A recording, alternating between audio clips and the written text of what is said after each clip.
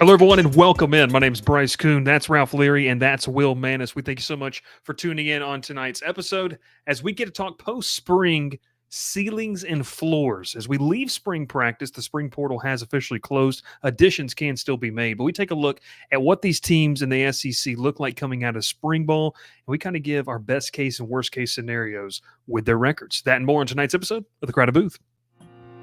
Pile in here and make yourself feel at home. The Crowded Booth is coming on. The Crowded Booth with Bryce Koon.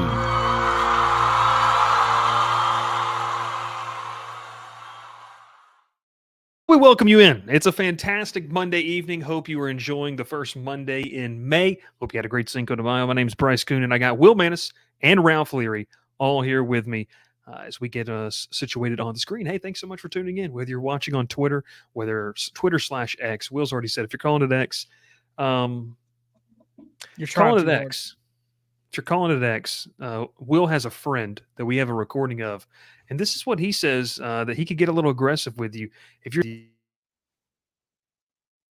And Bryce's mic is on mute.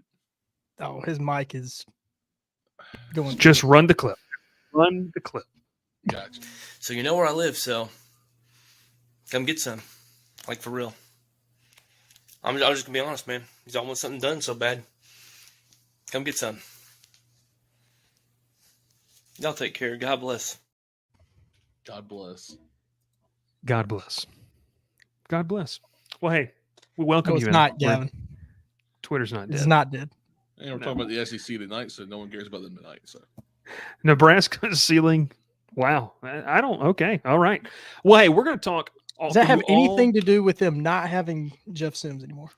Elon muted Bryce's mic because he wants you to call it X. Good comment. Solid comment. No, we got about 17 different wires going on here. So, but hey, we appreciate you tuning in as we get ready to talk about all 16 SEC teams for the first time, kind of going through a preview of what they all could look like. Now, throughout the summer, Will and I were just talking about this. We're going to go through each individual team and give more, in-depth kind of thoughts on these teams. But right now, this is going to be kind of a quick run through over the next 56 minutes and 15 seconds. So 45 seconds. Well, I don't know. We'll see. All right, let's. Math is hard. Math is hard. Let's rock and roll. Let's start with Alabama. Ceiling and floor. Guys, let's set the stage. Obviously, everyone knows Kalen DeBoer is the new head man there. Still have talent. They've done decent through the transfer portal, making some additions. The roster is going to look different. A lot of things are going to look different. At the end of the day, I don't know if Alabama football is going to look drastically different in 2024, maybe later on. So I'll start this one off. My ceiling for Alabama is 11-1. I will say this, and we're going to hint at this. I don't know if any team is going to win 12 games in this new SEC, especially the powers that we have in this conference. Like, Georgia's schedule is ridiculous this year. But as we look at Alabama, what they do, they have to go to Georgia. They're playing Georgia. They're at Tennessee, at LSU, and at Oklahoma. Yes, they still have Jalen Miller. Yes, they've got some depth that quarterback room. I'm going with a ceiling of 11-1. I think that's best case scenario, which, look, you do that, you're in the college football playoff. You might even be in Atlanta for the SEC title game. So, Will, your thoughts on Alabama? Where do you have them in your ceiling? Yeah, I was gonna go 10-2 initially, but then looking at the schedule, man, and just thinking about Alabama, I'm gonna go with you 11-1. You set the ceiling. You kind of think you're almost guaranteeing that they're gonna lose 2 games, and that it's a tough schedule, no doubt about it. Like you said, they go to Baton Rouge, they go to Oklahoma. But I don't know that you guarantee 2 losses. I mean, and those games aren't till November. So Alabama should answer any questions that they have about their team by the time they play them. So yeah, ceiling 11-1. I'm with you. Ralph, are you in that same category? Where do you sit with Alabama kind of heading into the season as the ceiling, best case scenario? yeah, I mean, the schedule looks good for them. Honestly, I mean, I know they travel a lot this year, but I feel like it's like it's the same team we had last year, or they had last year. You lost some pieces, obviously, to the draft and obviously to the portal with losing Saban. But I mean, I think Kalen DeBoer's done a great job. I mean, he's going to do an even better job this season. I think that winning culture is still there, what they want him to do. So I'm going to go 11 wins, 11-1. I mean, there's just that honestly, that's just the best case scenario. Obviously, anything over 10 wins for them this year is a win for them, obviously. Look, and 10-2 is going to get you in the playoff, especially if you're Alabama with the brand name. We already saw that last year. Get you in the playoff. 9-3. Honestly. So here's my floor. My floor for them is 8-4. I think that, you look at that schedule. We're going to obviously go more detailed into this in the next couple of weeks and months. They have a road trip to Wisconsin. How does Kalen DeBoer handle the road environment for Alabama? That's going to be something. Wisconsin's going to be jacked up for that football game there on September 14th. That's going to be a really, really fun one. They come back the next week and host Georgia, which is going to be a night kickoff on ABC. That's going to be a really, really fun game. Or 2 weeks. I'm sorry. So they do get a bye week. They do. That's in between. That's huge. But when you look at this, like Georgia, it smells like Birmingham cooking up something to me. I don't. That's what it smells like. Well, also look, the bye before LSU. Come on, what are we doing? But I'll tell you what. They come right off physical game LSU. They got to welcome the mighty Mercer Bears to town. So I don't know about you, but little November 16th date when the Mercer Bears come into town, baby. That's going to be a fun one. But no, seriously, you look at that schedule. I'm going 8-4, guys, because we've been critical. Like Jalen Milroe is a top 15, top 10 athlete in college football. I feel very comfortable saying that. One of the best athletes. He is going to be on some Heisman preseason list. He is going to be on some Heisman potentially midseason list. He's going to be in some award list. Can he, in a tougher schedule, in a tougher environment, and really kind of without this leadership of Nick Saban, which I think helped him a lot at times, kind of, just assimilating to what he needed to be for their starting quarterback position, can he do that effectively in 2024? And do you have any missteps? Because LSU, that's going to be a tough environment. Oklahoma, that place is going to be rocking. Late in the season is always a crazy game. Your last three real games, LSU, Oklahoma, and Auburn, you could hypothetically lose. Missouri, the 2 weeks before, that's an interesting game. I know you didn't just say what I think you said. I know. I'm sorry. You go up to Knoxville. The last time they went up there, it was a party at Neyland. I'm just saying there is a path to, if things don't click, you could roll into those final 3 games, that last bye week, Will, and I'll set it up for you. You could roll into that with already 2 losses, Georgia and Tennessee, and I don't think people would be absolutely surprised to see that. That's why if that happens, I could see 2 more losses in the schedule. I'm going a floor of 8-4. Yeah, I'm gonna say 8-4 with you as well. Also, coming off that Tennessee game, they welcome Missouri, and Coach Drink is going to have Missouri ready to go. They stand on business week in, week out. Would be better if our friend Sam was in here. I'm sure he's not in here.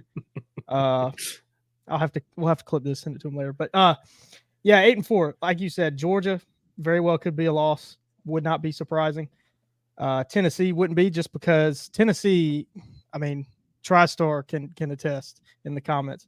Tennessee's loaded. They've got a lot coming back. I really like what they have coming back. And, like you said, last time Alabama went up there, they lost. Missouri will be tough. LSU, Bryce, firsthand about LSU. Even with a new quarterback, I think LSU is going to still be able to put up points. That's going to be a really tough game for them. Those could be your 4 losses right there. So floor of 8-4, I really don't see them. If they pick up one of those games, maybe they drop that game to Oklahoma. Having to go out to Norman would be difficult at the end of the season.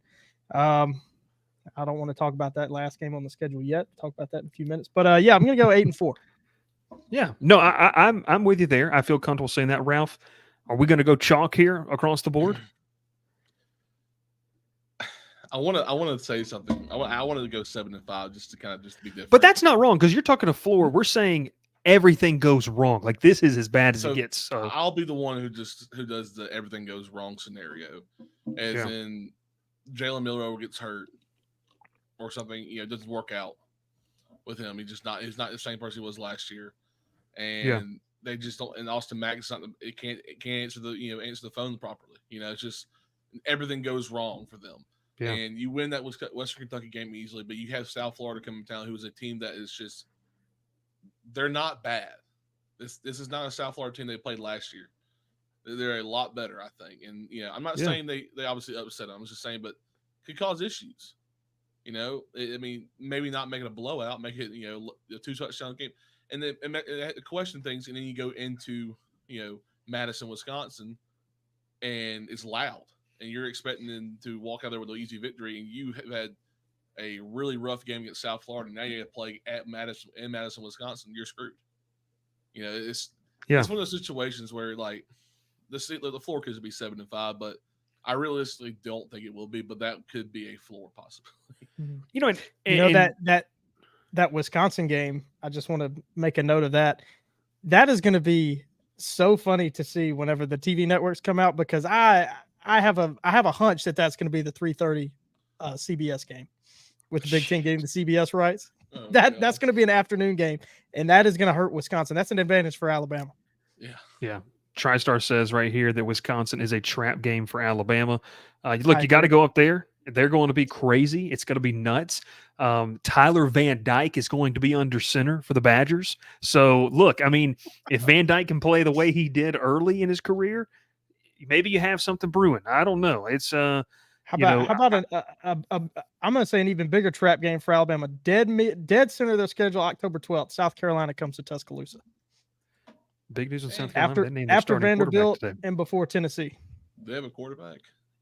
They named him today. Shane Beamer named him. Lenore Sellers is going to be the guy for them. Wow. I like him a lot. Robbie Ashford. Yeah. Stacy and Kevin Baker, he goes, this is hypothetical. There's no way we can know who does what until we get the season. Yeah, this is just more of the talking point of the season. I mean, this is the range. I don't think they go worse than 7 wins. That would be danger zone. That would be all things considered. That's what it is. And then I also believe that yes, exactly. But I also think that when you look at best case scenario, I just don't know if anybody's going undefeated. Like, I just don't have that inkling. And I don't know if Alabama's the team that can go undefeated. I'm going to say that. I would never have said that under Nick Saban, but I'm saying that right now under Kalen DeBoer. Also, just before we get into the rest of them, the SEC did a fantastic job balancing all 16 schedules. Like, there's really nobody that you think like, oh, they're hands down going to go undefeated. They're just going to moonwalk to Atlanta. Nobody has an easy road. Well, you know what, too? Mississippi State's pretty pumped because Mississippi State's been getting shafted by the SEC for the past 10 years in their scheduling. And now with no divisions, they're excited to be there. So Alabama, we're kind of in a consensus. Ralph goes a 7-5 floor. I sit with 8-4. Will sits with 8-4. We're all in kind of the same, though, that same party of 11-1. So that's Alabama, the Crimson Tide. Let's move on to little Woo Pig Suey over there in Fayetteville or Little Rock, wherever they decide to play that Saturday, each given Saturday. Guys, this is a tough one because I like Sam Pittman. I think Arkansas fans like Sam Pittman.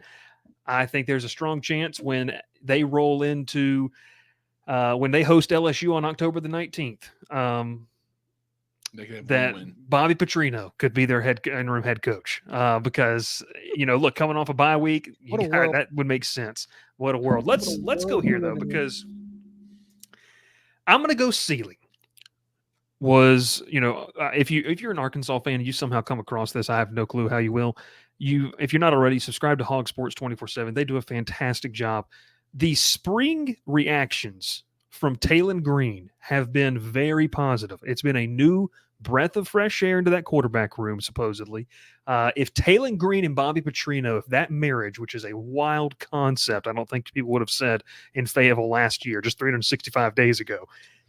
If that's better, and if an offensive line is better under Sam Pittman, guys, last year, 5 of their losses were by just 1 score. So this is a team that wasn't far off. I don't think they're as bad as we think they are. I'm going with ceiling here of 7-5. That's where I feel comfortable. Can Arkansas get to 7 wins in the regular season?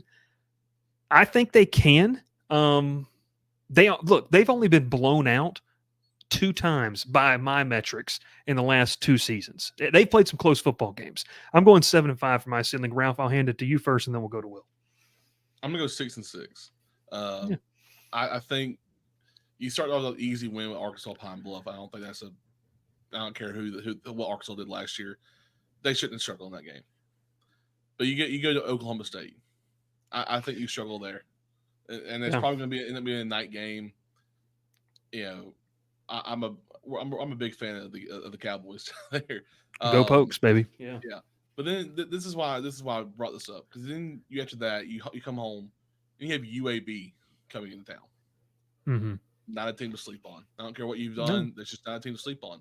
They're going to put up points. Yeah, and the thing is, you could start out the season possibly 1-2, and then have Auburn, A&M, Tennessee, LSU. You know, it's not looking good. So I'm putting the ceiling at 6-6. I'm going with the FanDuel area of total wins. So Yeah. What is their over/under win total? 5.5. Okay, Yes, that's fair. 5.5. That's fair. Will, what you got? I'm just scraping them. Also, for reference, for Alabama, theirs was 9.5. I was kind of going back and forth, 6-6, 7-5. I'm just going to say 7-5.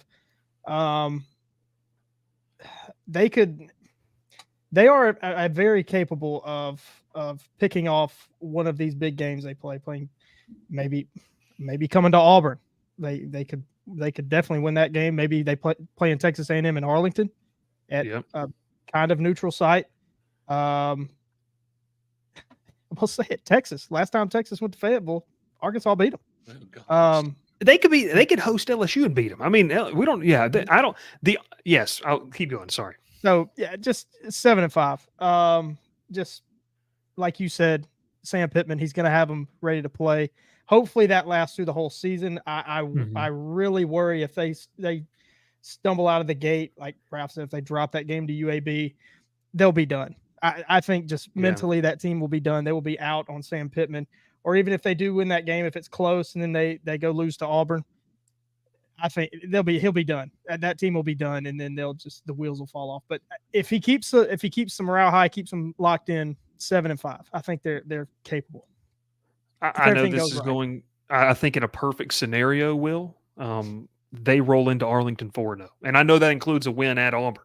But in a perfect scenario for Arkansas, if you can roll in to Arlington on September 28th, 4-0, or even 3-1 with a loss against Auburn, you just need 3 more wins for bowl eligibility, and you can find that somewhere. I know it's a hard schedule, but you could go beat Mississippi State. You can beat Louisiana Tech at the end of the season. Then you're talking, can you pick off one of A&M, Tennessee, Ole Miss, Texas, Missouri?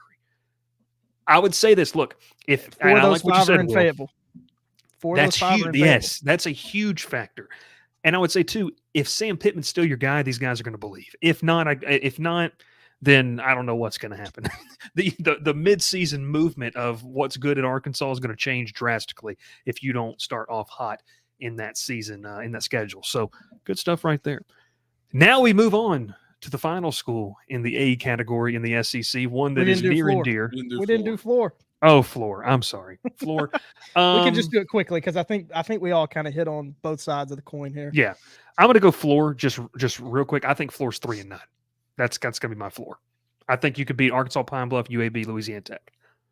Worst case scenario, you don't win a conference game. I'm going to say 2-10.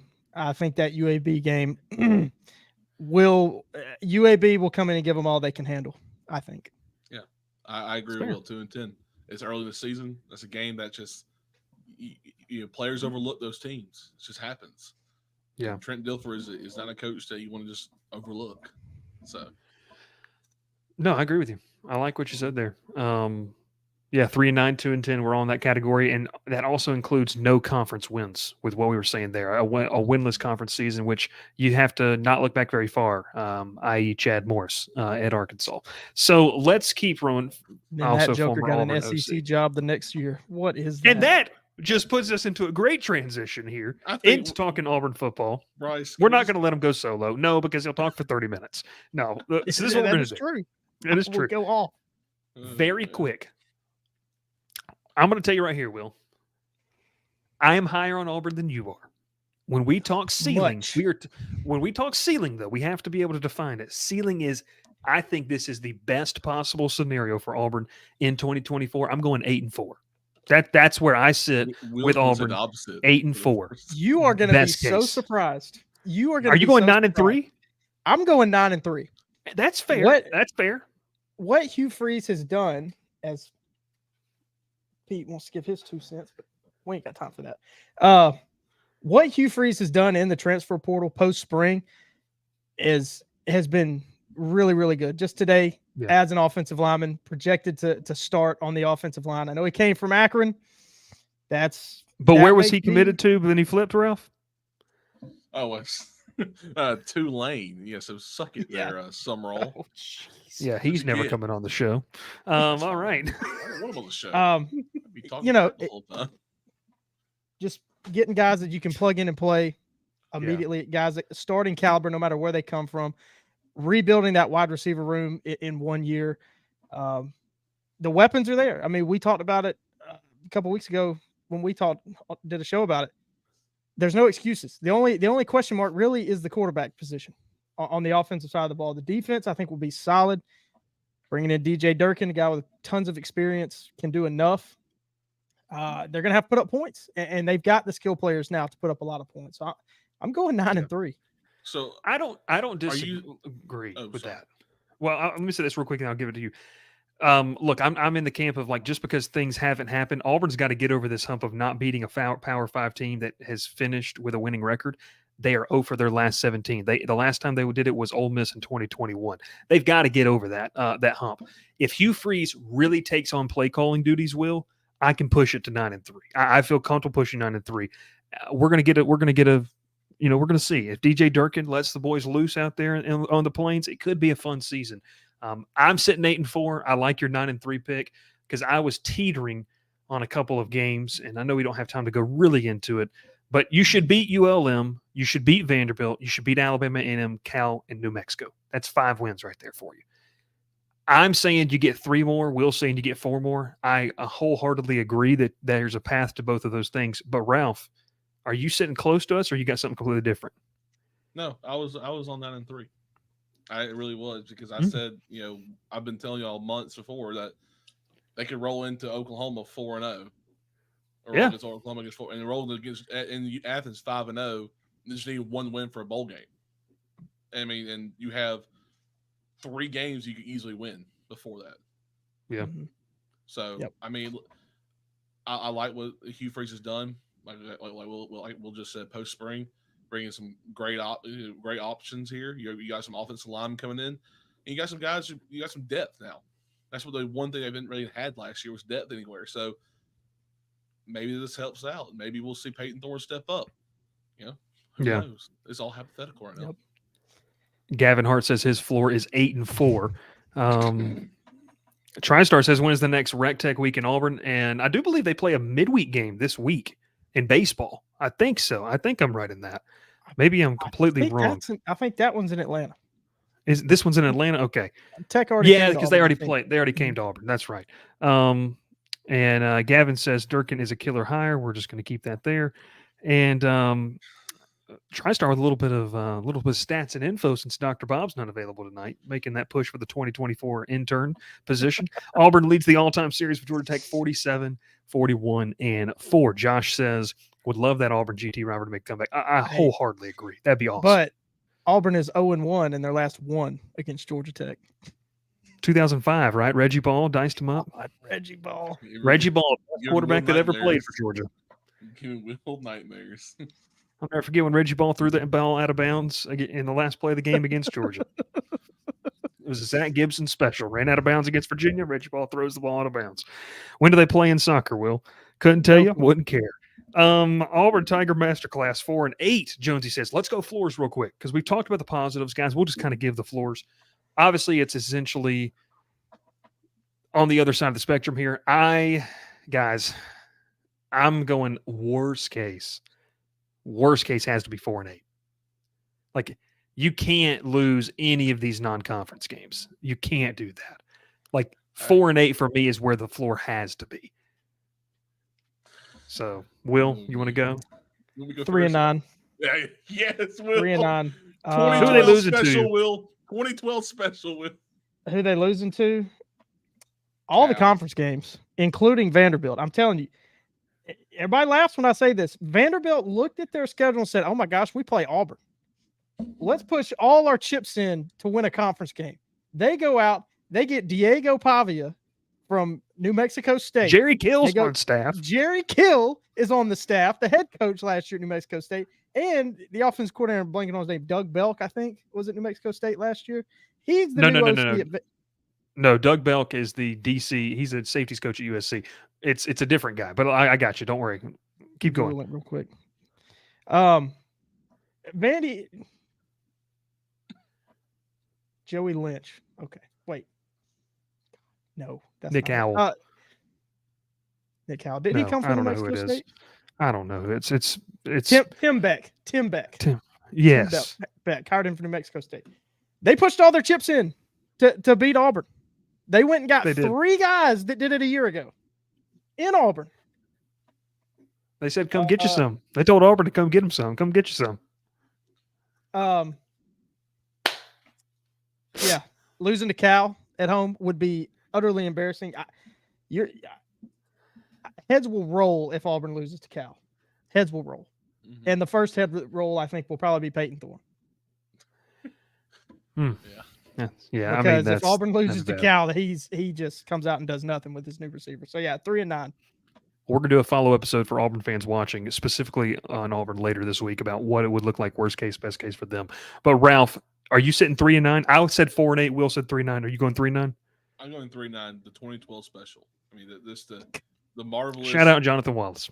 The marvelous Kyle Frazier season. Just nothing better than watching him go out there and wearing that number 10 and just sling it. Well, here's the deal. Auburn's had 3 straight losing seasons. It cannot be 4 in a row. No, Heads really will roll if it's 4 in a row. I'm with you. It will be bad. I'm with you. All right. I like it. All right. So how much if you're just joining the show, we have over 200 people watching live. Fantastic. A lot of people over on Twitter. That's great. We are kind of explaining our ceilings, and then we're just going to give the floor numbers because essentially it's everything that we talked about, and it's going wrong. It's the exact opposite. So not a lot in there. Jonesy does say, way to be prepared, Will. He's very proud of you in that. TriStar says, I need Georgia Tech to play Alabama, Auburn, Tennessee, and Georgia every year. Well, that would be an 0-4 slate every single season if they did that. No, I'm just kidding. I don't know. See, Jonesy, this isn't my fault. I rely on Dr. Bob to be here to give me all the info I need. And he's not here. ACC's not gauntlet. Sorry. Tech has one of the harder schedules in college football every single year. Well, the stats back that up. That is actually a true statement. It's not true.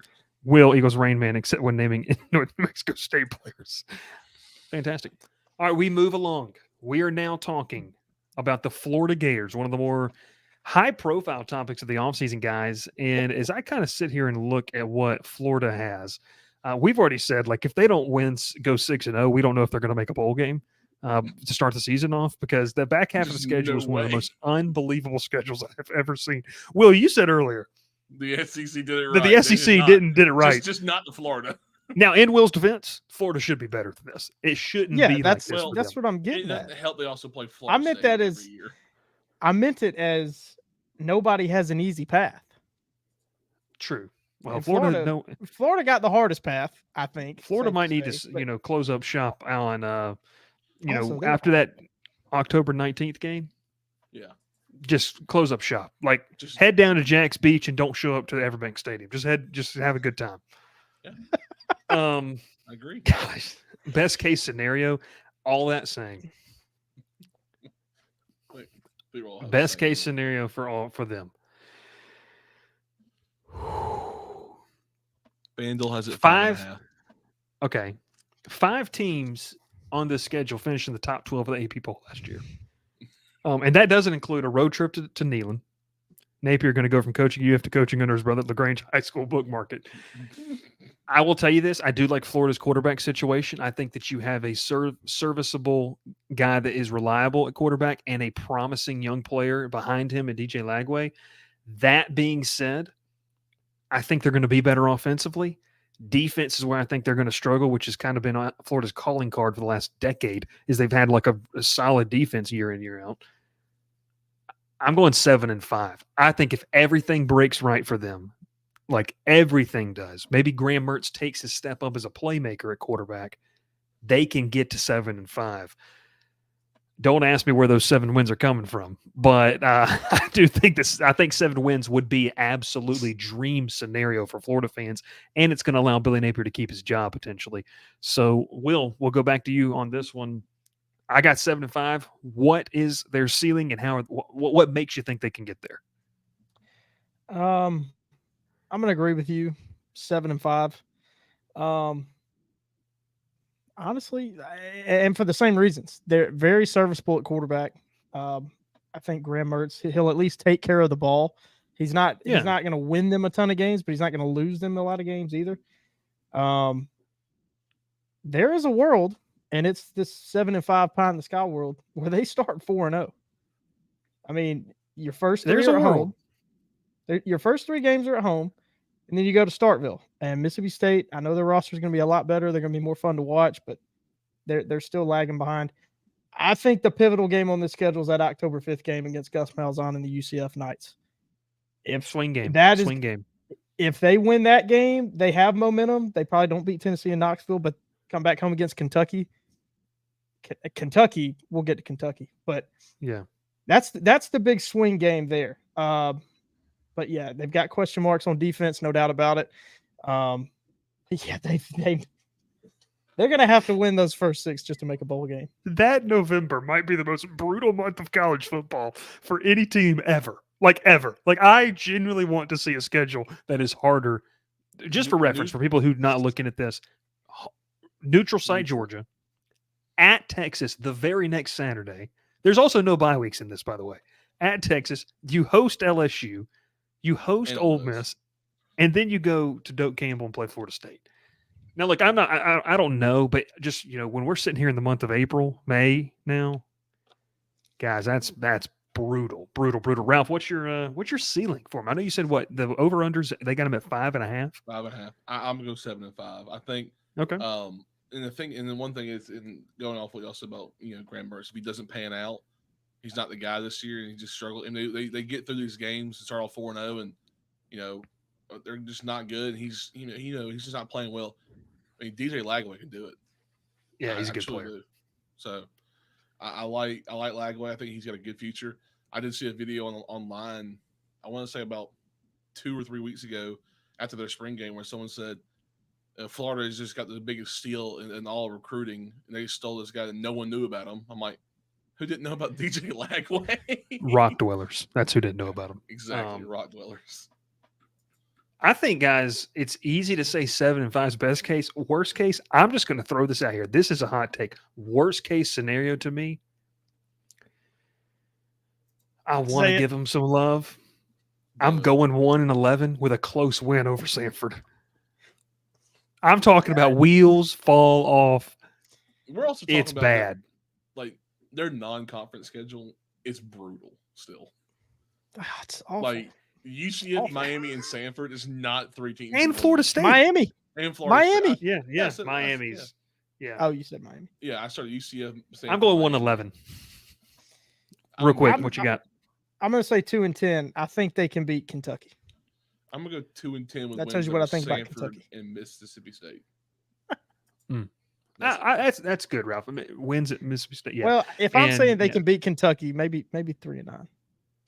I'm just gonna go. Worst case, though, guys. Worst case. Yeah, 2-10. Look, Worst case, 2-10. Josh, go. Sorry, Ralph, you take it. I know it's wild. We are talking about wheels fall off the bus. This team could only win one game. We're talking like below the floor here. We're talking about like everything imaginable goes wrong. I mean, you're going to see Florida players blocking each other again this year, I'm afraid. Oh, God. Hail Southern. Was that year? Yes, the game was broadcast on Fox Sports South. Yes, it was amazing. All right.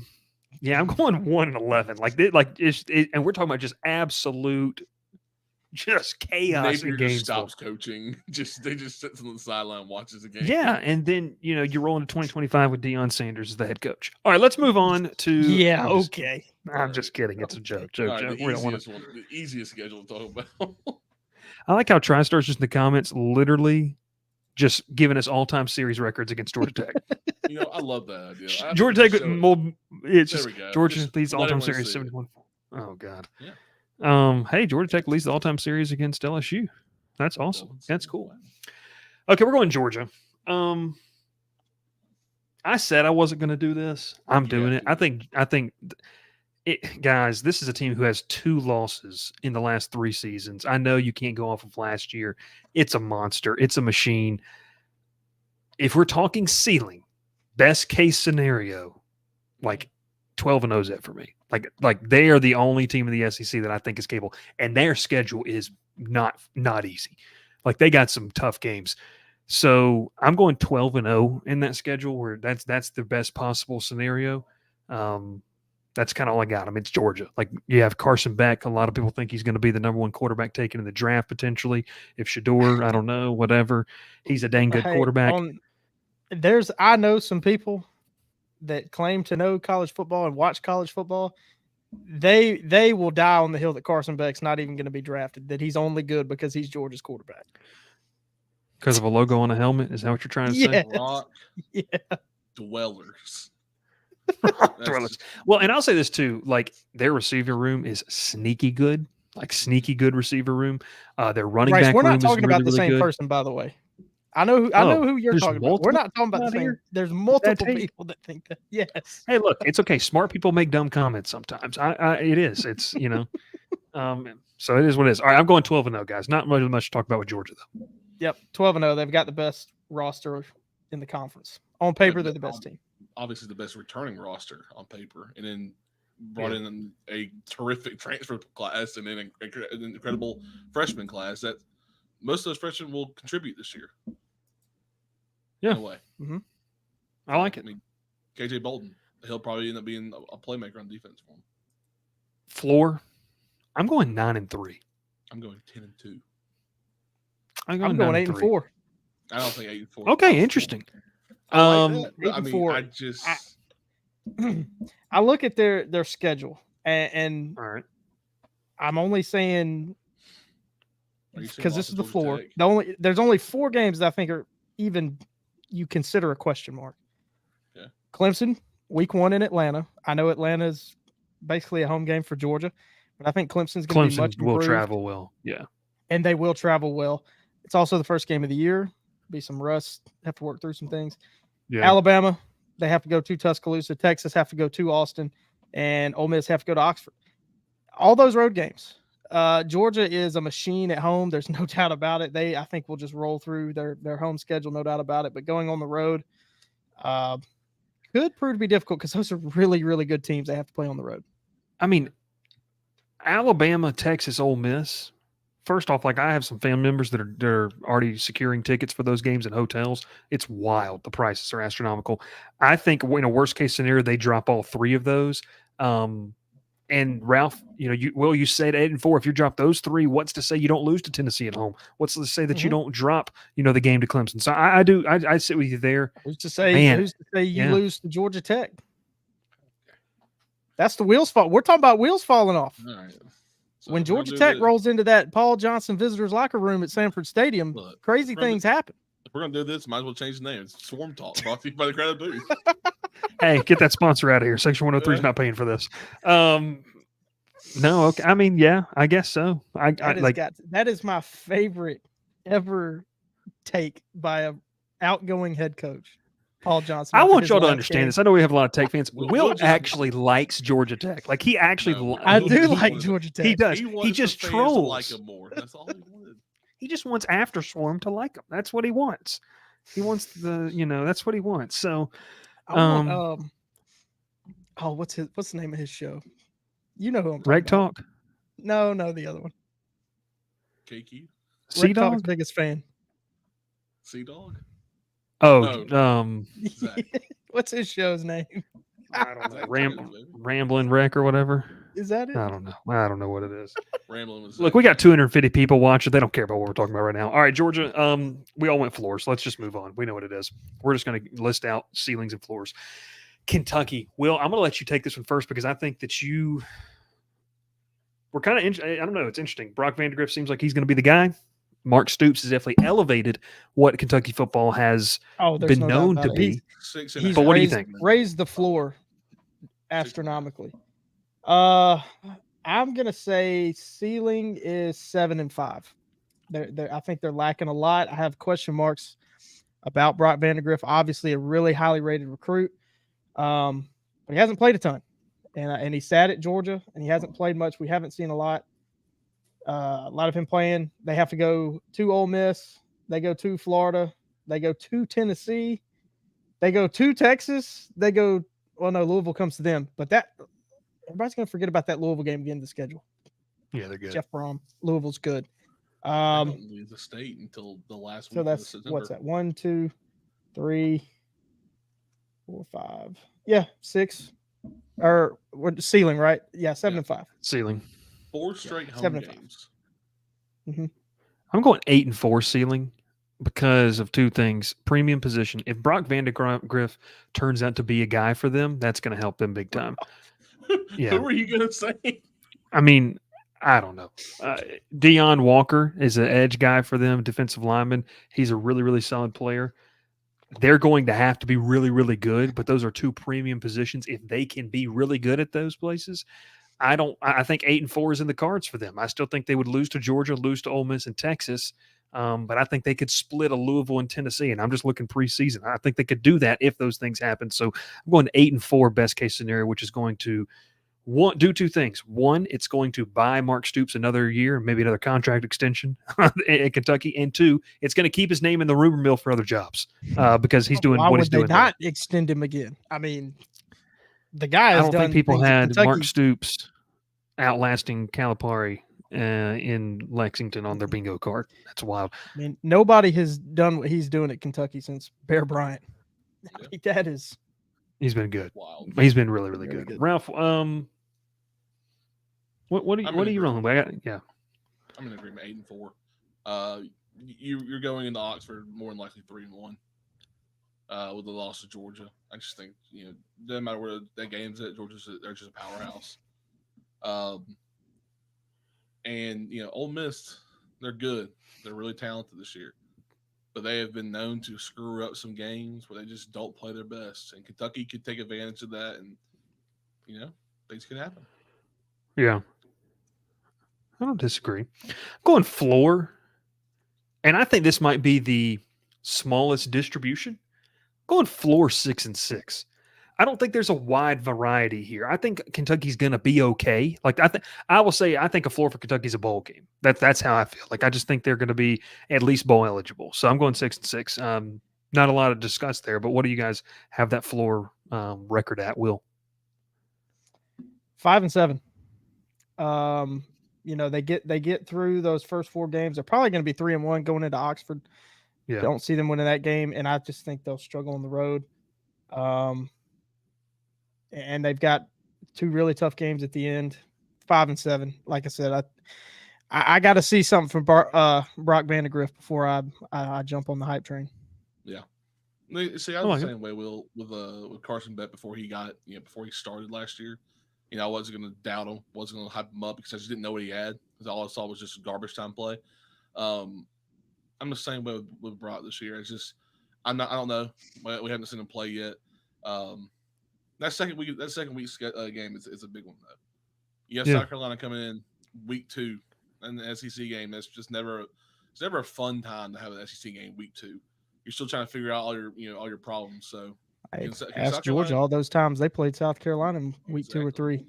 I'm not saying they had half their team arrested. That's why Steve Spurrier liked playing them so early in the year. It's very true. Look, it's a true statement.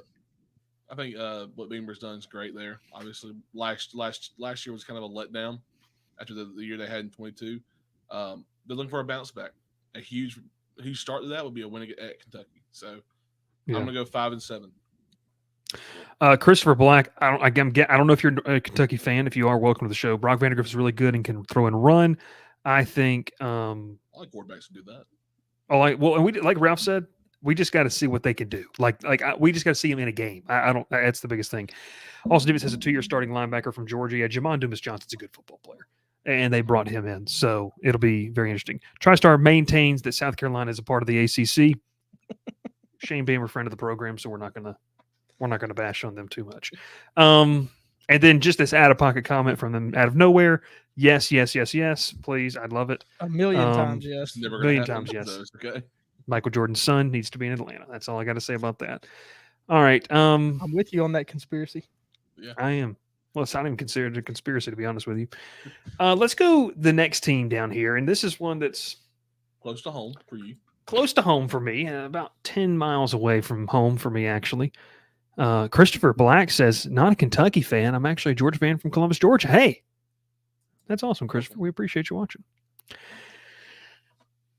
LSU. Okay. I could talk for 20 minutes on this. Decided to go play out west for the non-conference schedule, I see. Well, at least they're hosting UCLA. Oh, that's true. I'll say this about LSU. I think that this is one of the higher variables in records for me. I think LSU's ceiling is 10-2. That's what I'm going with. I think they can get to double-digit wins the regular season.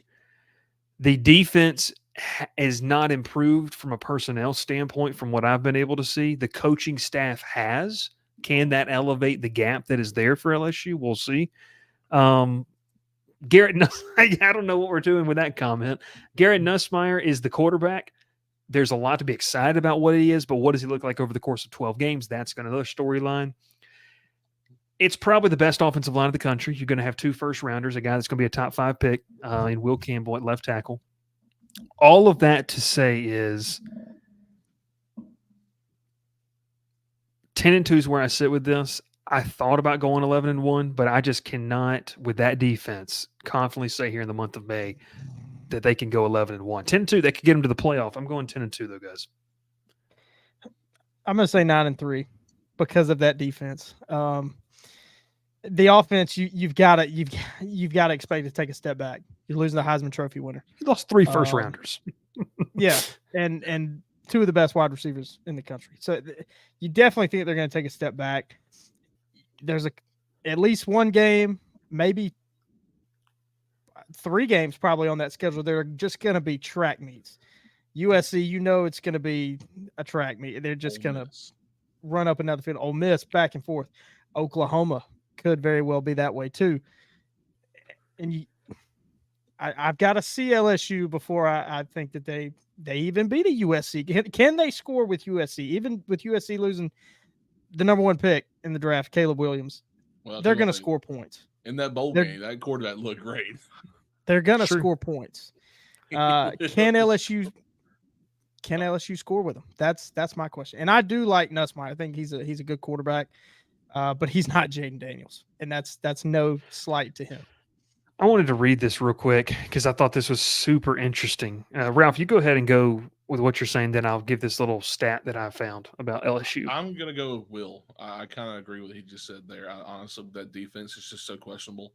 And you said it a minute ago that the staff has gotten better, but that only goes so far. It truly does. I mean, you can have the best defensive staff in the country, but if you don't have the right players for it, when you don't have the right players to fit the scheme, work with that staff, you can assume it's not going to work out well. They don't even have players. It's just frustration for the coaching staff then because they're not executing properly because they don't have the guys who can do it. So that's the big question mark. And obviously that was a question mark last year, and they still won 10 games. Yeah, 9-3 in the regular season, won a bowl game. Yeah, I mean it's the last 2 years. This question mark has been the defense, and the offense has carried them. So can Nussmeier bring that offense back to what it was the last 2 years? Who knows? We'll find out. So I got this. This is interesting right here. Was just kind of looking at some stuff for what I do and everything. I think that there's a lot of hype. Like The Athletic predicted them to go 12-0, which I would love to know what those people are smoking. Because when you really break this down, you lose 4 starters from an all-time terrible defense. This defense was ranked 116th in overall defense. That's awful. Like they were more than a liability. They needed 30-plus points to win 5 of their 10 games. 4 of those 5 wins were against Grambling, Georgia State, Army, and Mississippi State.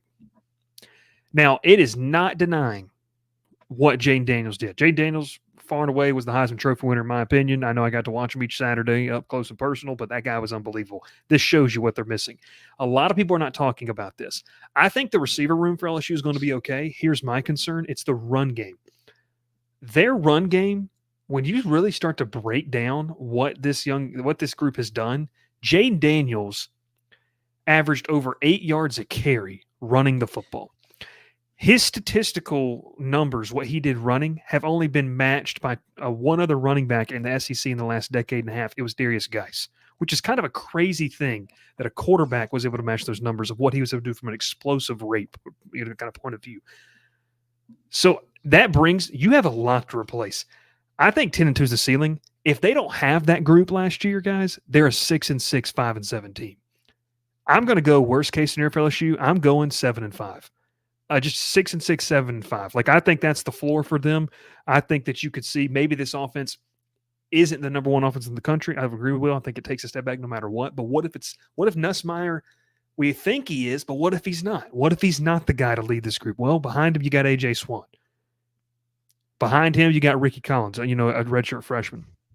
And then you have a true freshman, Colin Hurley. Vanderbilt legend A.J. Swan to you. Yeah. Georgia Tech whiffed on that kid. But all things considered, I'm going 7-5 with that. It concerns me. Guys, they're legitimately playing a walk-on and they're too deep at defensive line. And all due respect, the young man went on social media and defended his ability. I don't know if you guys saw the tweet. And I'll talk about this on here because I'm not going to talk about it on our official LSU show. But they had a walk-on player defend against the social media backlash about their, bashing the defensive line. And I put on our message board, I said, buddy, nobody's bashing this. Your head coach stood at a podium in a public press conference and said, it's not good enough. That's not me in a public forum saying, it's your head coach. They know it's not good enough. Is the coaching, I think they arguably have one of the best defensive line coaches in the country in Bo Davis. Can they make up the gap? I know it went long there, but that's just kind of my feeling on it. Will, Ralph, you guys give your floors real quick. 5-7. It could be bad. They might not be able to stop anybody. You would think logically they could, but I agree. I'm gonna go 6-6. Ralph? I still think the offense can just. I think they beat USC. I think they start off at least 4-0. I think they beat UCLA. And then you have South Alabama, Vanderbilt. That's in Arkansas. You can win 7 games, I think. One would hope. Tell you what, they might get that interim coach. Might see that interim coach bump from Florida at the end of the year in games. And Arkansas, because Arkansas will be coming off a bye. That's very real possibility. Yeah, it's just I think it's a boom or bust season, year 3. Brian Kelly historically has been very good in his 3rd year at each program, each stop that he's been. So I don't think this is the year for that, but we'll see. All right, let's keep it moving along. We're going to go over that hour limit, but that's completely fine. Interesting team to look at here, Mississippi State. I'm just going to say it right here. Do Ole Miss. Oh, I referred to Ole Miss as a O, so I was giving them as, later on down in the alphabet. I'm going to say this. I think Jeff Lebby was the right hire. I think that this is ground zero, year 0 for Jeff Lebby. And so I'm going to go absolute best case scenario for them. I am going to straight up go 6-6. I think best case scenario, they get to a bowl game. Me too. That's what I think. I'm going 5-6. 6-6. 5-7, yeah. The over under, if you didn't know, was 4.5. I'm going to go 5-7. I was going to scratch the ceiling on that and just say 5-7. Lebby is literally starting over. Yeah, starting over. My question is quarterback play. That's a huge question mark because obviously he's a transfer from Baylor. I can't get his name in my head right now, but Sapien, or what's his name? Is it Blake? Is it Blake Sapien? Shapen. Blake Shapen. Yeah, he's coming from Baylor where he struggled, wasn't really terrific, and Can you carry it into you're walking into the SEC? Now you start off with the three probably the easiest games of your entire life, with East Kentucky, Arizona State, and Toledo. Arizona State. What was that? Arizona Well- State. They got to go there. That's the only thing, and that's going to be Yeah, a that's- weird game for okay. them. That's Yeah. going to be the only thing. I agree. Well, and Toledo's coming off the best season in their entire life too, with 10 wins. I love how you say Hey. that word, by the way. Toledo. Toledo. Hey, Toledo. You know, Jason Campbell or Candle, not Jason Campbell. But What- who am Jason, I talking 2004. We're going to preview Auburn's season now. yeah, yeah. about? my At question Toledo. mark- Yeah, Yeah. Candle. He's Look, great. my question mark is just quarterback play. You got to go to at Texas, at Georgia, at Tennessee, at Ole Miss. Just I think Those this aren't has easy. 2017 Ole Miss vibes. oh, Fun gosh. offense, putrid defense. Yeah. Because I think Levy is a good enough offensive mind to scheme up things for them, but I don't know if they're gonna be able to I stop think so, anybody. too. Yeah. So that's Yeah, I think. I'm going floor real quick. I'm just gonna throw my floor out there. I'm going 4-8, 3-9. I'm going 3-9. Yeah, 3-9 for me too. I'm going How about 2-10. incredible foresight by whoever makes the schedule there to give them a really easy run-in non-conference schedule here: UMass, Toledo, Eastern Kentucky, Arizona State. Yeah, I'm gonna go 3-9. Jeez. Actually, I forgot. I didn't realize they're playing UMass there at the end. I'm gonna go 3-9. Hey, and they've got, Arkansas. That could be a winnable conference game. They play Florida at Florida. home. I mean, yeah, they've got a couple winnable. The conference Egg games. Bowl's always crazy. So Always. yeah, I don't so know. Who knows? Kiffin against Levy. I don't know. That's a fun to watch. That's a good one to watch. It's also in Oxford, so I don't know. All right, Is that going to let's. be on Thanksgiving night? I hope so. It is. It is this year. That's Better gonna be be. amazing. It better be. Almost 300 people watching live, 292, and Twitter killing it over there. Thanks so much. If you haven't already, make sure you head over to YouTube, get your comments in, but we can see them better when it's on YouTube. And then Facebook just humming along over there with the older crowd. We appreciate you there. Don't call them Old- old crap because I know man who's Ralph. watching it. Old man Ralph, have a lifesaver mint for me. Spearmint flavored. Might be orange actually. Orange. Yeah, he's on that orange kick. It's a citrus flavor. It's pretty good. Okay, so that's where we're going, Mississippi State, and I don't know. I think Levy's going to be a good coach, but they are Yeah. just Just It's- gotta give some time. defensively, Just give him it's some time, bad. It's really bad Yeah. there. Give him 4 years. Let him get some guys in there. Let him build a staff. Let him just work there. He can't just go in there and expect to be turned around 2 years. Agreed. All right, let's go Missouri. This is another fun one. I like this one a lot because this is a good schedule. I'm going 10-2 ceiling for Missouri. The problem for me, what holds them back, is they lost 5 players to the NFL on the defensive side of the football. They lose Blake Baker. They lose Kevin Peoples, who went down to LSU. But I will tell you, and Ralph's smirking over there, that schedule is favorable for them, for the people to Yes. want to put in some money. And I think that is going to be the key factor. I'm going 10-2 ceiling, though. I think that's best case scenario because this feels like an offense that could be a top 5 group in the country. Like that might be crazy. That might be a bold take. And I might do that as a bold take. And yes, Christopher, they still do have Brady Cook. They still have Luther Burden, probably They the most lost Cody underrated receiver Schrader. in the country. But they bring in Marcus Carroll. They brought also in App State's running back too, Ralph. Yeah, I can't think of his name. but off the top, man. but both solid, Yeah. top line Sunbelt runners. App State's always had a solid running back year in year out, where he's either a left or right tackle kind of running it back, or they have the one that's just right at the gut, or a Yeah. great receiving back. Physical they've always runners. they've always had a good running back. So Missouri's good there. Going 10-2. TriStar are just trying to make sure conference realignment doesn't happen over there. Will, Missouri, what you got there? Because that schedule, man, it could be a fun one. Yeah, it's a good schedule. A weird game in the middle of the season. They go to UMass. That is Yeah. strange. They Right in just the middle want of to the season. take all foliage of I'll- northern Massachusetts. Can That's I what say they want. something real quick about this game? I'm looking on ESPN. Okay, they had the ticket prices. Oh God, Tickets are as low as $150. UMass going to Mizzou make some fans money. must travel. There's just no way. There's Uh, no way. I'm going 11-1. I really like Coach Yes. Drink. Stands on I'm business. with you, Will. I'm with you, Will. Yeah, tricky game. Going to Alabama. Don't know what they're going to look like. After that, after a bye week, they host Oklahoma. Old school Big 8. Reviving that old school rivalry. You know, I don't think that I don't know that they're a perfect team either. Like you said, major staff losses, especially on the defensive side of the ball. They lose one of the best running backs production wise last year in the whole country in Schrader. Mhm. But Brady Cook will allow them to be really good. I'm saying 11-1. And Ralph, I'm guessing you're echoing that sentiment. Yeah, I am. I think what Brady Cook did last year, when Luther Burden did last year, was unbelievable. I think they did. They obviously outkicked what everyone thought they were going to do last year. I'm looking forward to what they did this year. I think they have a solid chance to be a top 5 team in the country at one point in the season. I think 11-1 is the ceiling, and I wouldn't if they turn out to be the team that I think they can be. I'm just gonna say it. I wouldn't be surprised 12-0.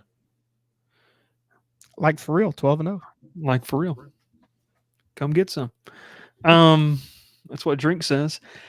I'm going floor. I think this is another one where, and Will, you kind of hinted at it, and I'll just get the floor and we'll move on because I know we got some more teams to get to. I'm going 9-3. I know that's 9-3. low. I just think this offense is too good. Like, even if the defense is bad, they could look like LSU last year. Yeah, I'm So I'm saying going 9-3 too. Mentioned Alabama, Oklahoma. They have to go to Texas A&M. Going to College Station is always tough, and Mike Elko is going to have a team that's at minimum going to be tough to beat next year. So really, those are really the only 3 that I kind of even see as a question mark, to be honest. Yeah.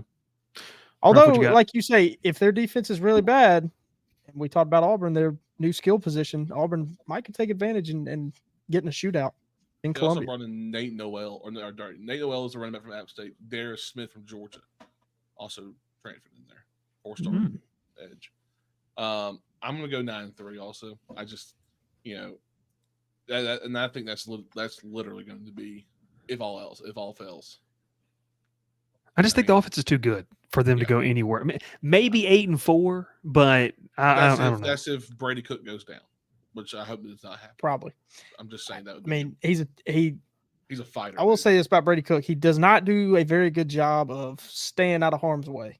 No. He will lower his shoulder and lay a hit on somebody, which I love, but that leaves him susceptible to getting banged up. It does. You're not wrong.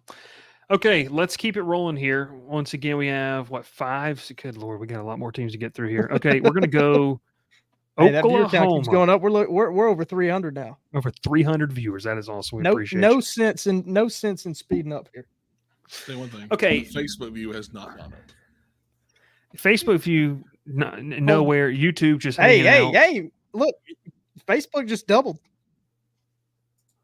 1 to 2. Facebook just doubled. Look at it. Jeez. Doing numbers over there. My mom Doing wants numbers. to look at Instagram real quick. Yeah. Yeah. She went out of the app on her iPad, came back to it. Let's go Oklahoma. This is an interesting team because I think if Florida didn't exist, guys, we'd be talking about Oklahoma's schedule as absolutely ridiculous. It is wild. You have 6 teams that at least won 9 games. 4 of those teams were in New Year's 6 playoff games. And this is an Oklahoma group. Wills, I'm sure he's going to talk about it, undergoing a major shift offensively. They have talent at the quarterback, proven. We'll see how he plays, Jackson Arnold. They have some good pass catchers. That offensive line, what the heck are they? What is it? They lose all 5 starters last year. They got to replace that. The transfer portal. To the transfer portal, yes. That's a very key point. Here is the kicker, though, for me. I think if they can Brent Venables can get this defense to a Brent Venables defense, I'm going to go ceiling. I'm going ceiling 9-3. That's where I'm going to sit with Oklahoma. All things go right. Jackson Arnold's a dude, and that defense with Brent Venables is a guy. Like they get some guys that can go get after the quarterback, make some plays. That's a 9-3 group for me. That's best case scenario ceiling for Oklahoma in 2024. Will, go ahead. I'm going 10-2. You talk about how difficult their schedule is.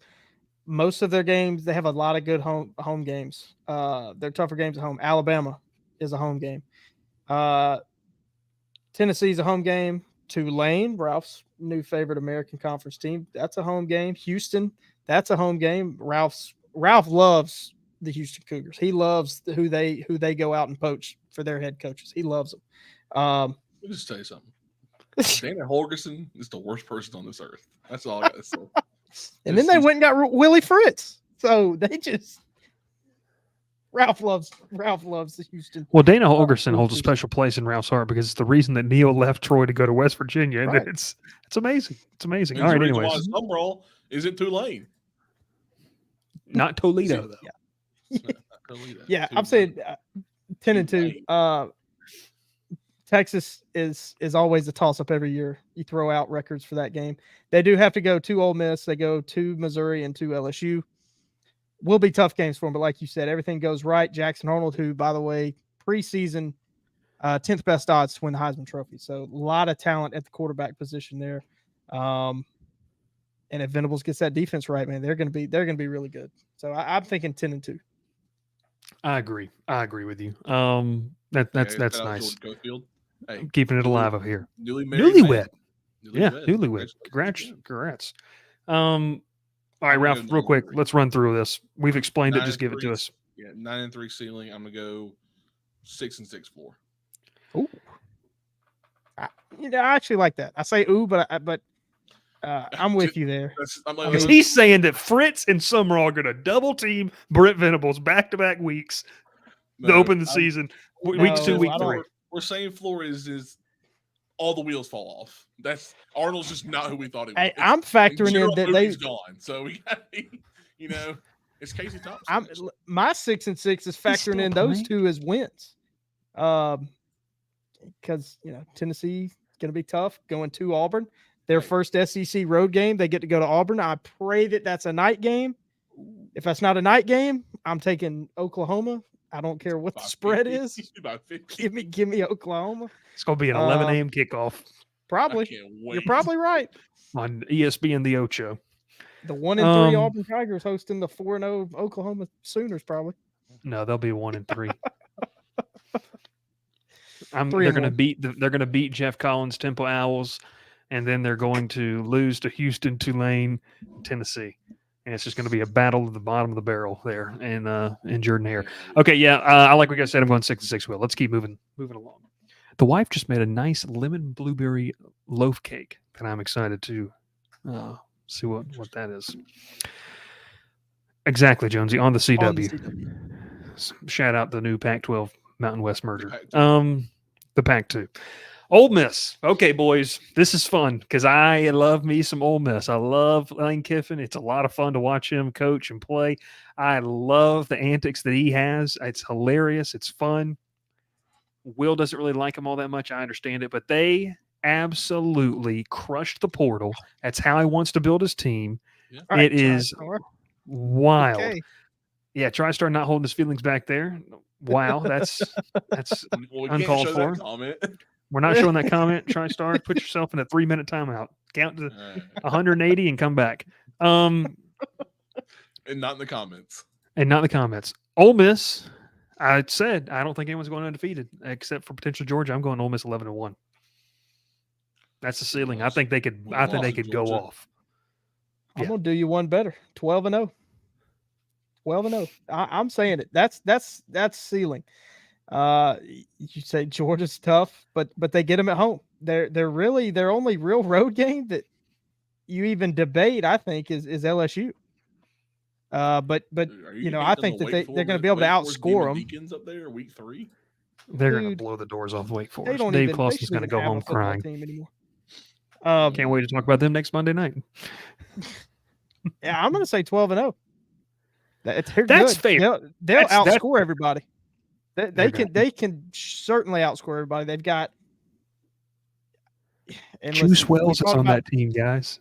Yeah, we talked about Carson Beck earlier, but I think Beck and Dart, they're really 1A and 1B in the SEC at the quarterback positions, and they're good. and Kiffin can scheme up an offense. There's no doubt about it. So if they have to just outscore everybody, they'll do it. And looking at the schedule, I think they will. Yeah. If everything goes right. If everything goes right. 11-1, 12-0. Ralph, real quick, what you got? I'm gonna go 12-0 also, Will. I agree with you. They Well, get Georgia at home. we know Ralph's an Ole Miss homer. So Well, Are you wearing an Ole Miss sweatshirt right now, by the way? I'm not. Oh, okay. I didn't know if that was Uh, party in the I'll- sip. Just come to the sip. I will say this. I'm going to get my floor. 11. Yeah, go ahead. And we'll turn it right back oh around. my gosh. I mean, I honestly think they could win this whole schedule except for Georgia. And I'm saying that they beat Georgia, there's your ceiling. If they lose to Georgia, there's a floor. Wait, what'd you say? 11-1 is the floor for Ole Miss? That's what I said. That's what he said. That's what he said. Wow. Okay. I mean, I'm going.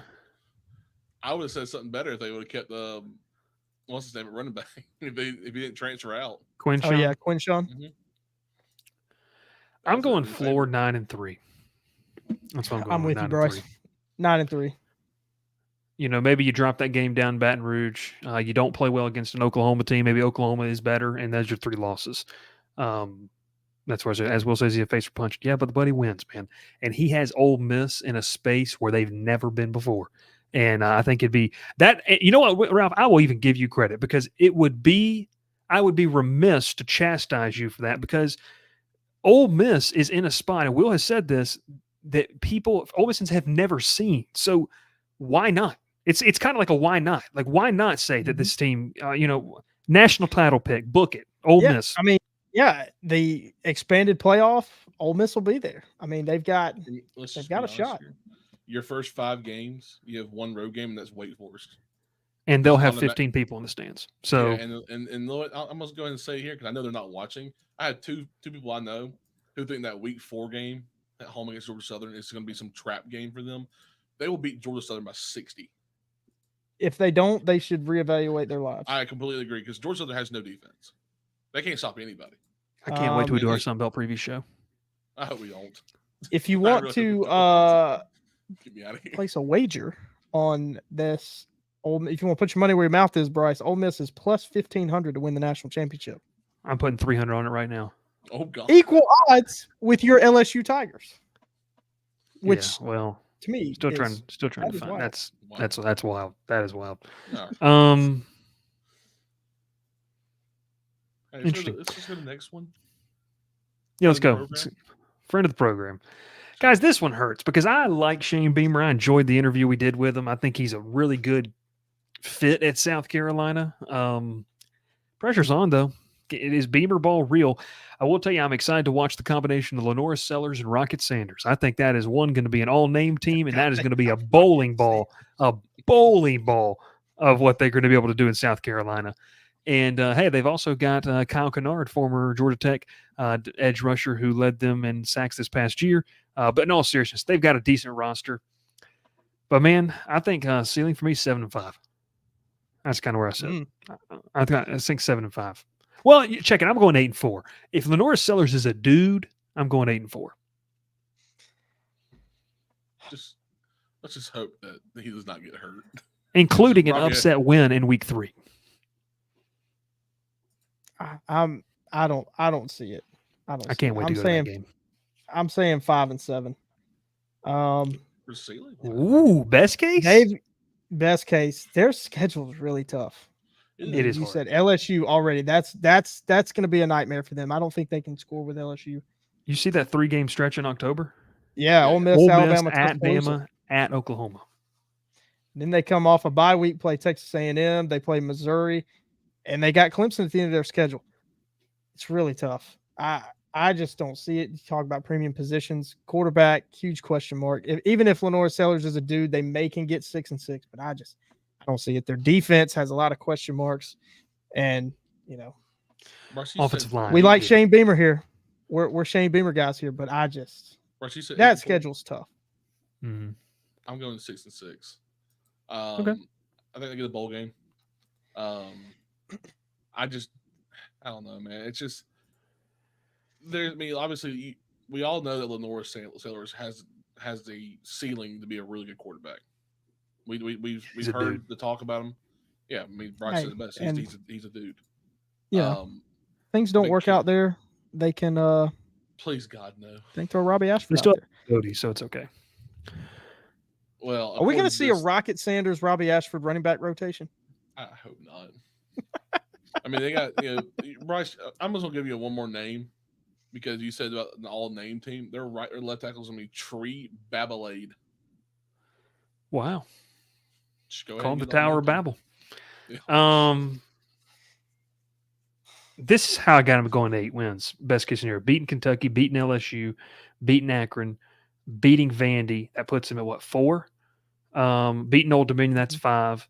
Beating Wofford, that's 6. And I think they could beat an A&M team at home. Like if they're winning those other games, they can beat an A&M. If they win those games, they might be able to knock off a Missouri or Clemson potentially. Like Beamer It all ball's nuts, depends. and if it gets rolling, I will say this: that is the most underrated environment in the SEC, and I mean, one of the more underrated No environments in doubt. college football when it's going crazy. And if you get to November when Beamer ball really kicks, what does Josh Pate call it? He calls it Cocktober. I don't. That's weird. That Cocktober. makes me uncomfortable. Uncomfortable. Cocktober will not exist this year. I'm just afraid that team is just going to be done because they may Bye very week well couldn't come at a better time. they may very well lose those games by. And this is so harsh to say, and I hate to say Double it 'cause you digits like by each Shane of them. Beamer. They could be 20 or more. that margin could be 150 with all 3 of those games. I mean, Okay, I've got to pump the brakes on that one right there. Well, I think Minus you're 150 in 3 games. He's saying that They might lose by 50 all 3 of those games. I would. I guess I'd put money on that. that's your worst case scenario season. That's And if those other like 3 have their walk best on. case Like scenario. that's if like kids from Furman are having to come over and play.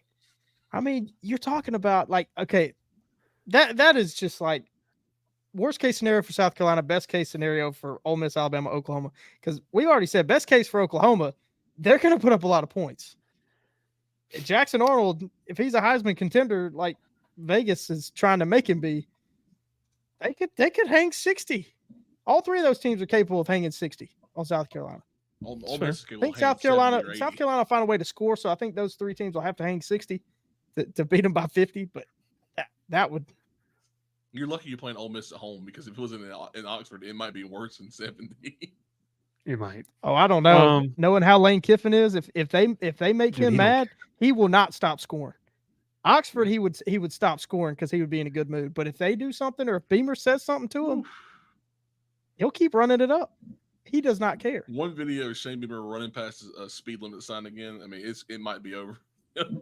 Oh God, like in the office. That was amazing. All right, let's keep rolling here. We got what, 4 more? Tennessee is next. I think we have Texas, A&M, and then Vandy. Well, let's just go ahead and knock out Vandy. Just do Vandy last. Let's just go ahead and do Vandy real quick. I got ceiling. I'm going 4-8. Just a couple things there as they enter 2024. I'm not even going to let you guys talk about this. They are seeking, because Will get on a diatribe about how they're going to beat Auburn, and that's going to propel them to a 10-2 season going to Atlanta. Entering 2024, Vandy is doing a couple things. A, they are seeking to end a 10-game losing streak against core 4 opponents in the SEC. They are replacing both coordinators. They lost 25 players to the portal. They are trying to stay within single digits against an SEC team for the first time since 2022 against Florida. If Diego Paiva, whatever the kid's name is, Will's obviously very well acquainted with him. If he is a legit guy, it's going to be fun. Nate Johnson, the transfer from Utah, is also there. I like Clark Lee. But, hey, Alcorn State, Georgia State, and Ball State. That's pretty much their potential victories. Whoa, Georgia State. Watch your mouth there. You talking about? I'm saying that's the potential. I'm saying that's potential today, sir. I'm saying I need Vanderbilt, Georgia Tech, and so does Georgia Tech. They need that too.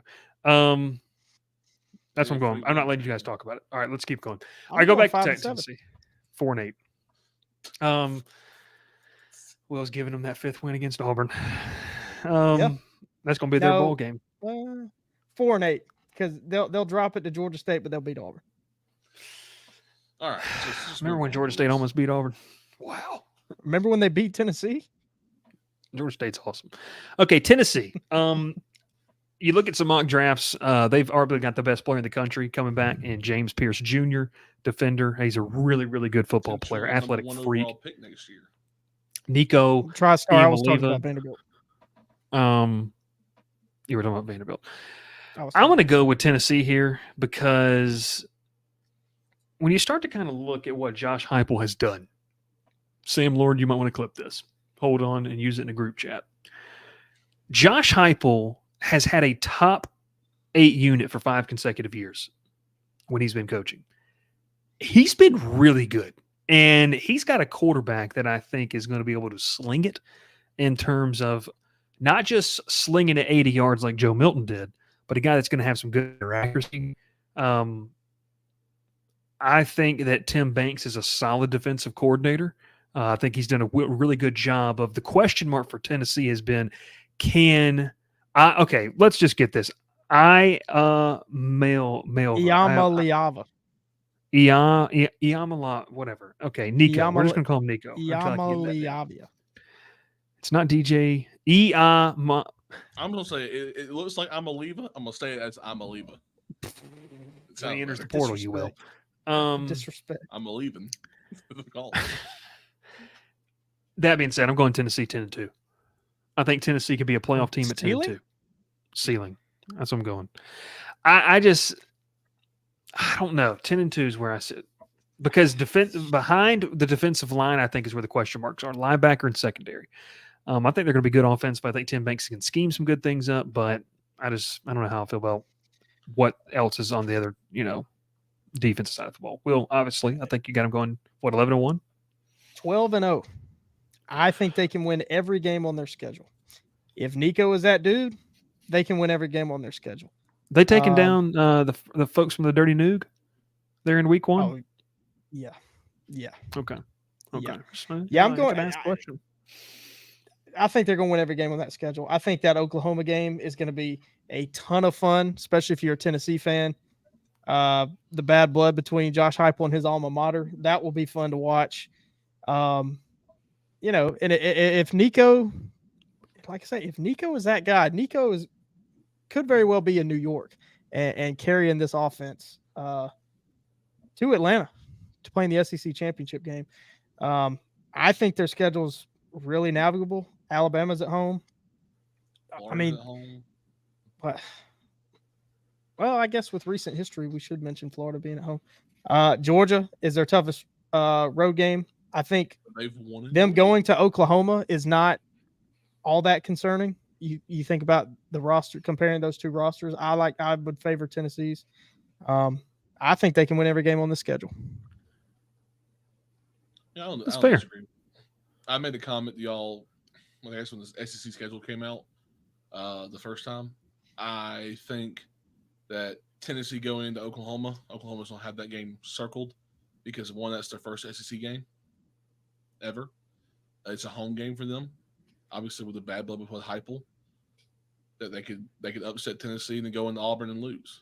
I made that comment, and I should have made it earlier when talking about Auburn earlier. But I'm gonna go 11-1 as a ceiling with that loss either to a Oklahoma and or Georgia. My 2 losses, I think they lose at Oklahoma, and I think they lose at Georgia. Lose against Georgia. That's my 2. But I do agree with Will. What Will said, though. I think all these games are. Oh, they're winnable. Yeah, you're right. I give you that. They There's are. nothing wrong with saying that. I am worried that Nico can live up to his hype. I think he can. I'm glad Auburn's not playing him. Yeah, that's really good. What's the floor? 9-3. I'm gonna go. I'll say 8-4. I'm saying 8-4. Yeah, because if Nico's not that guy, that's the problem. Like if Nico is not that guy. That's yeah. I'm saying 8-4. I think Heupel had showed, especially last year. Dressing out this year. Impressive. Can't wait to watch that. I think Heupel showed last year he can figure it out. He can scheme it up with his not ideal quarterback play. That's a weird way to put that, but because I don't really want to say subpar. I think that's a little rough. But I mean, they can run the ball and they played defense last year. TriStar giving us the insight says the linebacker room is great. I'll take his word on it, even for the floor. They'll play defense and run the ball well enough to at least grind out 8 wins, I think. Yeah. Ken Hendricks joining the show. 333 people watching. All right, let's go to our final two teams. We're going to wrap this up. We're going to try to, guys, let's try to get this done at the 90-minute mark here. So we're approaching that. Texas, really quick. I am going to go 12-0. I said I wouldn't do it. I think Texas is another candidate that can go 12-0. Number 2 in the SEC in returning production. They're number 25 nationally, and that as well. The toughest road game, they're going to go to Michigan. But I think they can win that football game. I think Steve Sarkisian is going to cement himself as a top 5 coach in college football this year.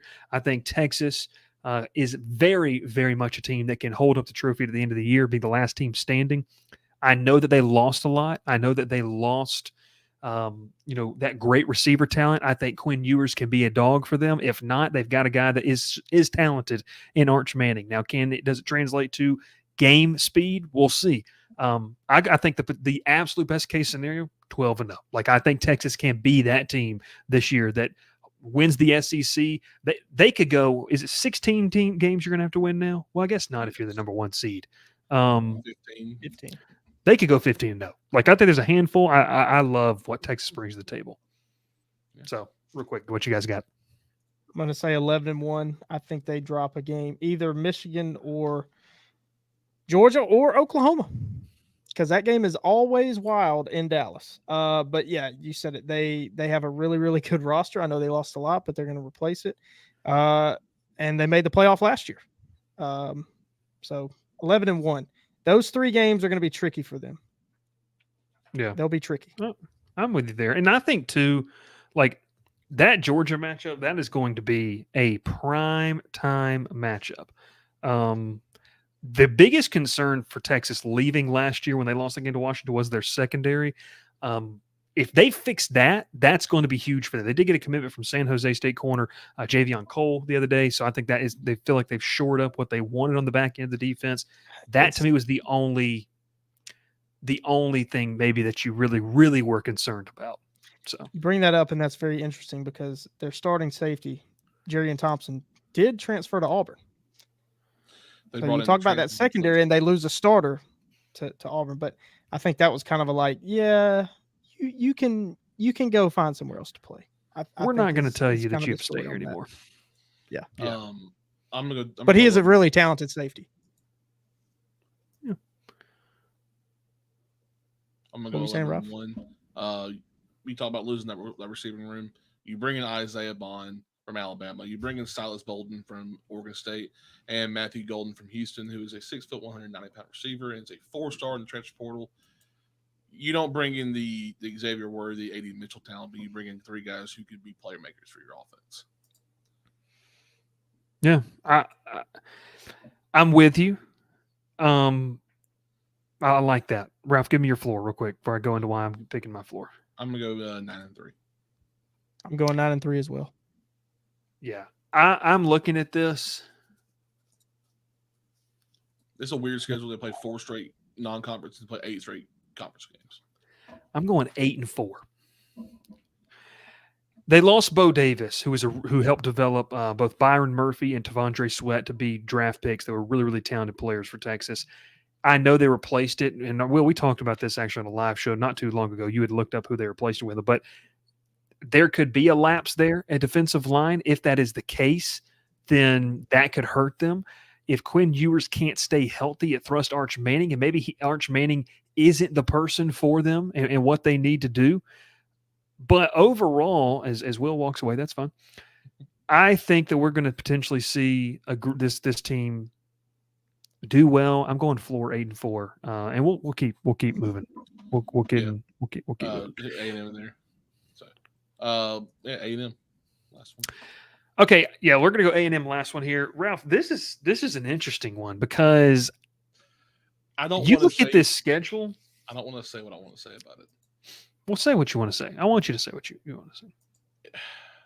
First year head coach. It's. I don't want to jinx them because I mean obviously I'm not gonna be the reason they play well or don't play well.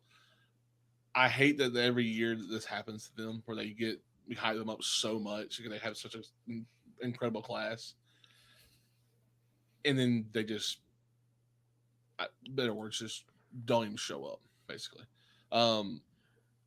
you have a favorable schedule. I think you don't have Alabama. You don't. Yeah, you do have LSU. Sorry, and you don't have like Oklahoma or Georgia. Yeah, so you have a chance to make this the back the I want to say this the bounce back year. Yeah, with under Mike Elko. I think Elko is a incredible head coach. Obviously, his 2-year stint at Duke was just to scratch what he can do. Now you give him the full reins to a team that has all the money in the world, the facilities in the world, and the abilities to go and build him a powerhouse. yeah. I think he has the capabilities of doing it. I'm gonna go 10-2. I'm going 9-3, but I with a lot of the same points. A lot of their concerns are on the offensive side of the football. But Will's going to say this too. But Ralph, when you have a quarterback that when he's healthy he can ball, that changes a lot of things for you. Connor Wegman's that dude. Yep. Like Connor Wegman's the kind of guy that when he's healthy, he is really, really good. And so better last year if he stayed healthy. Oh, hands down, hands down. Well, we're talking to Texas A&M here, and I was just saying Oops, my that. bad. That was my fault. No, you're good. It's Ralph says 10-2, everything goes right. I say 9-3 because I think defensively they're going to be gap sound. They're going to be, they still have some pieces defensively from that ridiculous recruiting class a couple of years ago. Mike Elko's a good enough coach. If he can go scheme up some things at Duke with some veteran players, he's going to find ways to be successful in College Station with the defense. I think it's a culture change over there with Elko. The question marks that you might have on offense, a lot of those things can be eliminated. It's like what we were talking about, Will. LSU is a good blueprint for a team like Texas A&M. The concerns you have elsewhere can be fixed with a dynamic quarterback. And I just got done telling Ralph, Will, if Wegman's healthy, he is a dude at quarterback. He can be really good. So I'm going 9-3. Connor Wegman is awesome. I think them losing Max Johnson obviously really hurts for their depth at quarterback, because when Wegman went down, man, they did not miss a beat last year. But I'm with you. I'm saying 9-3. Best case scenario, that there's still plenty of talent on that roster. Elko's a really good head coach. Be a culture change, very navigable schedule. You look their big games: Texas, Missouri, and LSU, all in College Station.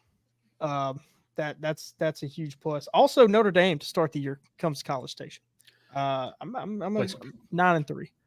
9-3. Floor 6-6.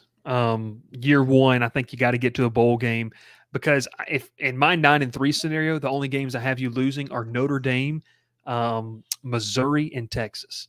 Those are the only 3 games I have you losing. So if we're talking about swing games for me, I view LSU as one of those.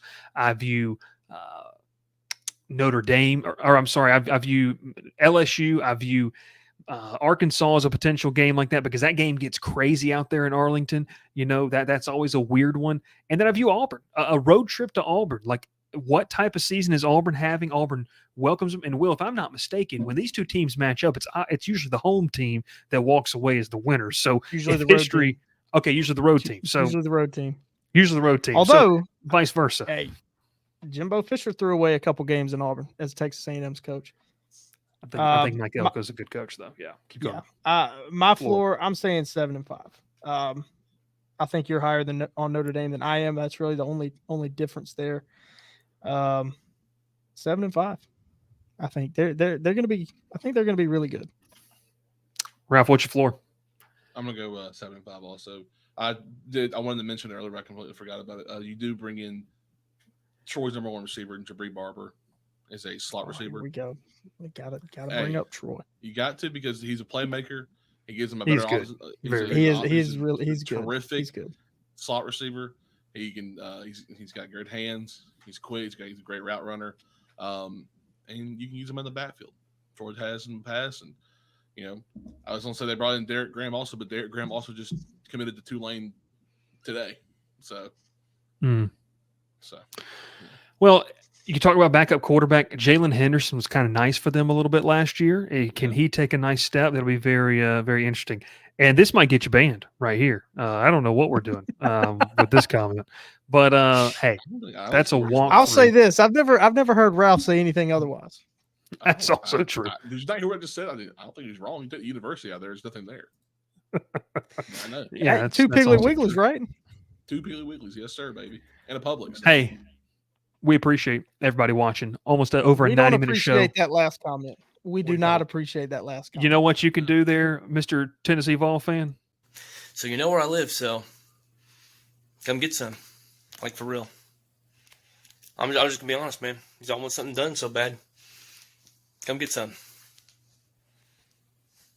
Y'all take care. God bless.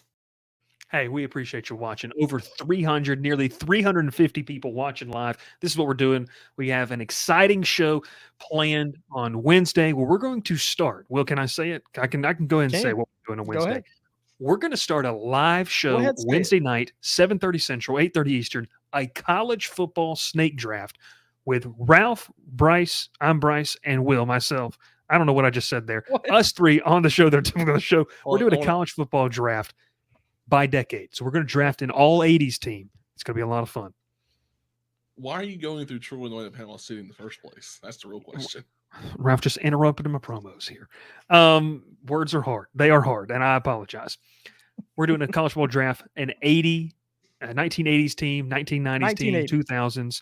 But we're starting out with the 80s on Wednesday night. Make sure you're there for that.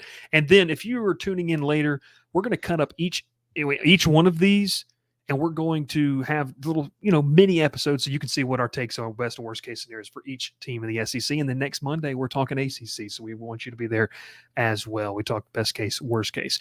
He's Ralph Leary. That's Will Manis. My name's Bryce Koon. For the draft, one more thing on the draft.